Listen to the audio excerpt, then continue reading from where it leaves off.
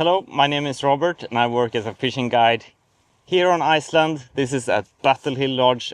Today I'm gonna go through the different types of pools that we have here and how we tackle them with different setups and different strategies. This information can be super useful when you come to any river around the world and you see something similar to the examples that I bring here. We're gonna begin with the biggest rivers and the biggest setups that we use. The bigger the rivers get, further down in the system, they get wider and you often require long casts. And here we have the scenario which is quite unique, where the clear water rivers that we fish go together with the glacial river. So it's most colored water and milky water. And here it's about covering water. Sometimes you need to reach all the way to that current seam right in between the colored and the clear, where the sea trout stands. Not always you can wade there depending on the water level. So you need a big rod for long casts. And there I choose to have a double hand rod. This is a 13-foot. This is the Vision Custom. It's a 6-piece rod, so it's easy to travel with. And with that I just have a shooting line. I connected my shooting head with a Versi tip. That's gonna be full float. And then clear intermediate is my go-to tip for there. But it can be nice to have, down to sink 3 or so in this place. If it's really high water, maybe sink 5, but sink 3, intermediate and full float, I would say, is the things to have. If it's low water, you want a full float as well. With the setup, I'm not gonna go into crazy details about every weight gram and such, but you find that in the video description below. This setup you will need throughout the whole season, more or less. Just in the very end of the autumn season, maybe, there is not so much fishing being done in the lower parts. For spring fishing, it's a must. And for the early autumn fishing, it's a necessity, I would say. It's something that makes your fishing a whole lot more effective. Moving on to the second setup. No matter where you fish in the river system, you want a single hand streamer rod. This is something that is so nice to have, especially when you come a little bit further up in the river or when the water level is low. You can't compare a double hand rod to a single hand when it comes to smooth presentations, that the fly line lands softly. Because these lines on a single hand rod, this is a 7-weight line, it's much lighter, so it gives more of a subtle presentation. And when you fish especially small rivers, the double hander catches less fish.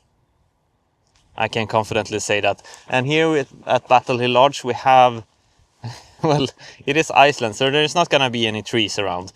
So there's very few places where you need to do underhand cast.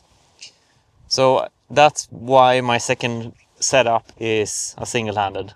When we fish these smaller rivers, we fish pretty much only floating line, unless it's like a big flood or something, because it disturbs the fish less. If you start to put a sinking line in the pools here, the pools are stacked with sea trout usually, so if you do that, they tend to just, like, if it's enough that you just touch the line on one fish, then that is gonna move away and the whole school might follow. So if you wanna be effective, you're gonna fish a floating line. I fish anything from 1.5 rod length, now we're talking total, with the tapered leader and the tippet, 1.5 rod lengths to 2.5 rod lengths. That's what I use. I would say, as an advice, that me that has been looking at a lot of sea trout being fished on, they don't spook so much from tippet diameter, but rather they spook by tippet length. If it's too short, it becomes too splashy and the fly line comes too close to the fish. I'd rather fish a long leader. It's gin clear waters here, so the fish are a little bit sensitive. So if you put a streamer in front of the fish, it might be too much for them. And they just either don't take it all, go down on the bottom, or they move away. So something we use quite a lot on these setups is we swing nymphs. So that's great as well, to have some, not only streamers, but some rubber leg nymphs and stuff. Similar to fishing in Argentina, they use that a lot. It can be very effective. Some very light, some heavy, some in between. So this is a very versatile setup that we use throughout the whole system. Down in the lower sections of the river, if you don't use a double hand rod, sure, you can use this as well. This works almost as good. It just doesn't give the same reach. So now we come into the small stuff, which is quite unique for the rivers that we fish here, where you can sight fish for the sea trout.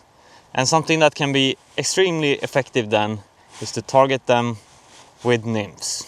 I can be so tough to say that if you have something like this, just bring it, no matter the season. If it's spring, if it's early, or if it's early autumn, whatever, late autumn, you would definitely use it. And that is like a 5-weight or a 6-weight rod with a floating line. Boop, easy.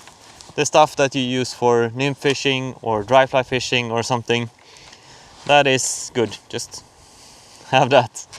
The difference is we're gonna put on a heavier leader. So we're gonna use like I prefer to use a 12-foot tapered leader that goes down to 1x. And then I put on tippet to the flies, which is 2x. I have the 6-weight here and a 5-weight. The 5-weight is the one that I have the nymph set up on. So I'm gonna focus on that, but you can just pretend it's a 6-weight or whatever.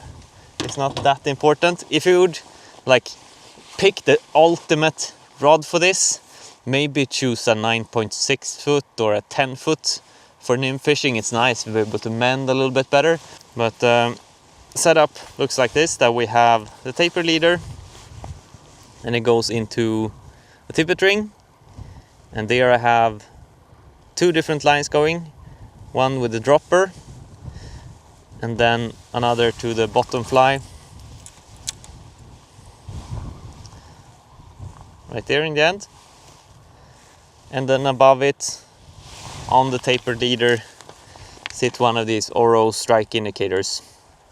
And the 4th and last setup is the one that is the most strange, perhaps, but we use it more and more as the autumn season goes. And this is very much autumn fishing specific, and that is a Euro nymphing rod.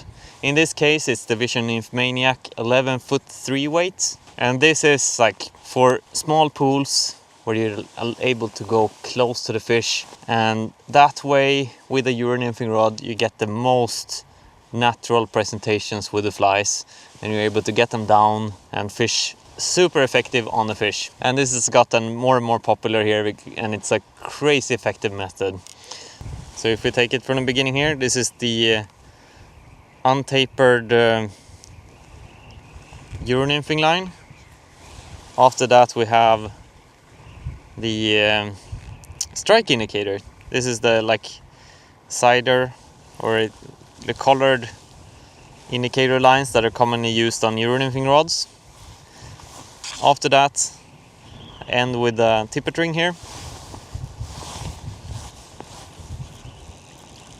And after that we just go pure fluorocarbon, 1x down to the tippet ring where the flies are, down here. And there we have a dropper hanging and then a bottom fly. With these 4 setups, you can be extremely versatile when fishing here at Battle Hill. Some people come with just a streamer rod, like a 7-weight and a 6-weight, or they come with a streamer rod and a double hander. But if you have all 4 of these, then you're gonna be dangerous. The sea trout has to worry if you can master all 4 methods. And normally the setup here is a 6-day guiding. So with the guide you have the opportunity to learn a new method as well, if you're not familiar with one of them. But the best is of course to be as prepared as possible before the trip. I hope you find this video inspiring and hope to see you here next season. Bye.